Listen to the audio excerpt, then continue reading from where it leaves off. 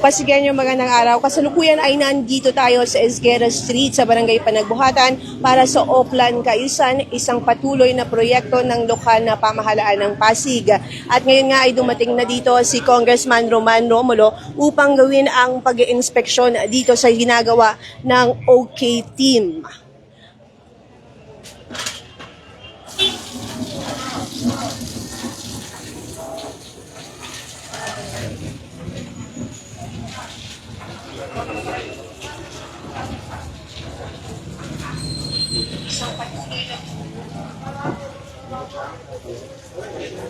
Isinasagawa ang Oplan Cayusan ngayon dito sa Muslim Christian Community Homeowners Association. At makikita nga natin ang OK Team mula sa Engineering Office ay nagsasagawa na ng kanilang declogging.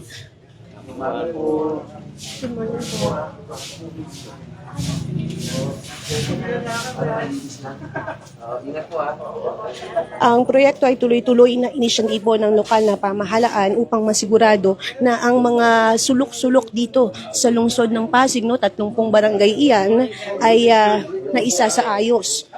Kabilang sa isinasagawa sa Oplan Cayusan ang declogging ng mga drainage. Maraming salamat po sa inyo. Dami na po. English talaga. Sige po, hindi ko na rin ha. Ingat po ha.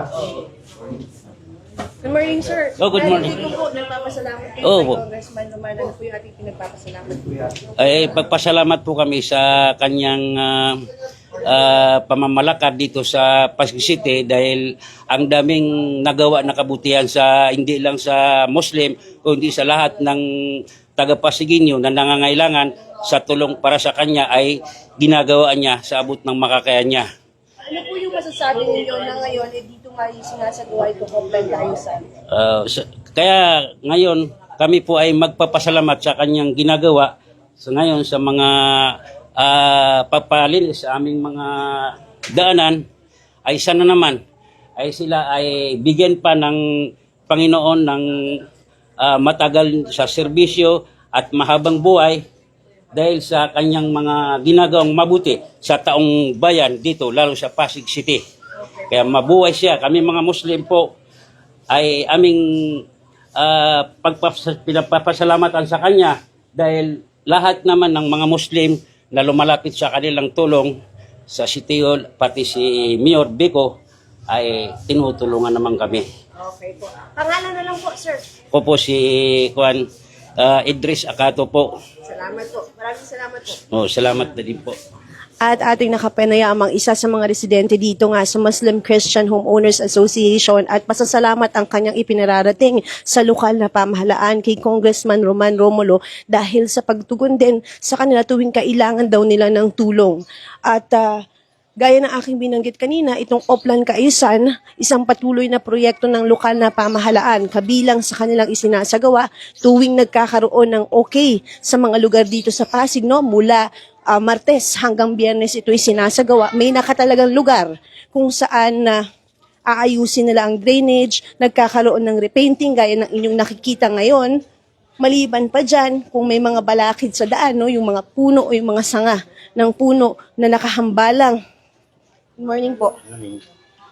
Sa daan ay tinatanggal at inaalis.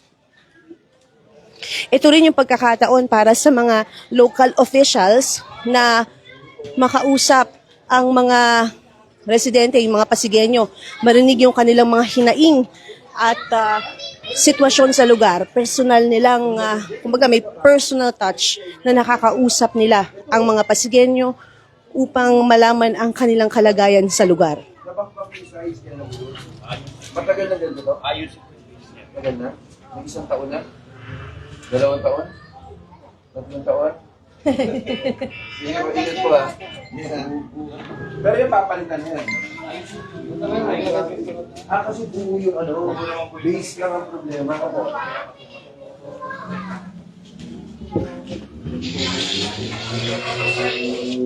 Pag yung base talaga, ano po, kung saan pa po kayo dito?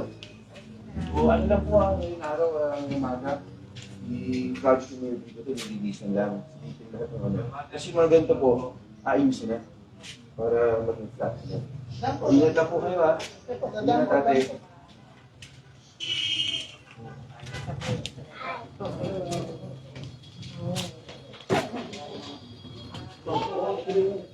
Tinawaga akong siya nga po. Siya na ang ganda talaga. Kasi ito, ayos siya ng ano, para ma-flat ulit. Ano yung base eh. Yung naglinis po nito, hindi nila ko binalik ko. Anong lininis dati? Nung nilinis ko, hindi nila ko binalik ko. Sinalinis dati? Kailan yun? Pag nag-request kami sa kanila sa barangay, Sa barangay. nililinis nila. Pero hindi nila binabalik ng maayos. Pero ngayon po, ate sigurado gagawin yung binili. Hindi ngayon araw maayos ka agad, pero nakita na, ayusin nila yung base ulit para flat ulit. Tapos lilinisan nila. Huwag kayong mag-alala. Gano'ng katagal yan yung ayos na? Mga 1 week? Hindi naman. Hindi. Yung pag-ayos nila. Kasi kailangan nilang ano yun eh. Kasi buo po yung cover. Kailangan nilang ayusin yung base ulit eh. So mga ano, basta i-frame na nila 1 week ayos na yan. Oh? Pasensya na. Kasi yun.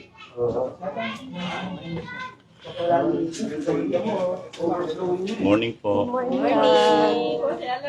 Gawad.